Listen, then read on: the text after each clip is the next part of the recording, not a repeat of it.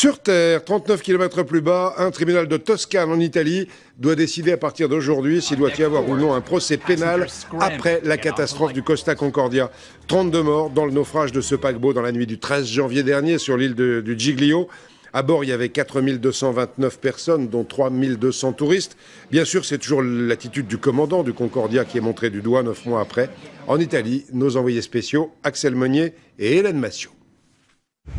Francesco Schettino arrive discrètement à l'audience. Le commandant du Concordia vient entendre les conclusions des experts, car l'audience sera très technique. Au moins 3 jours pour analyser les centaines de pages de rapports et les 2 boîtes noires. Rendre Schettino responsable, d'accord, parce qu'il a commis une erreur et il devra en répondre. Mais d'après les boîtes noires, il y a d'autres choses qui n'ont pas fonctionné. Pendant ce temps, sur l'île de Giglio, les travaux continuent. Actuellement, le bateau est stabilisé. Il sera ensuite redressé puis remorqué vers un port pour être détruit. Un chantier monumental à plus de 230 millions d'euros. Pour le moment, le calendrier fixé est respecté. Nous devrions terminer l'an prochain à la fin du printemps.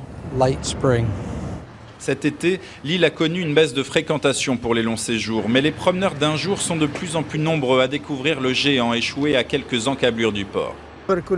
Je suis là par curiosité. Je pensais que ce genre d'engin était vraiment indestructible. Et les commerçants bénéficient de cette notoriété soudaine. Nous produisons des spécialités typiques de l'île du Giglio que nous vendons ailleurs qu'ici. Et depuis le naufrage, quelque chose pour notre commerce a changé. Ce couple de Français rescapés n'était pas revenu depuis l'accident. Ça te fait quelque chose de revoir Oui.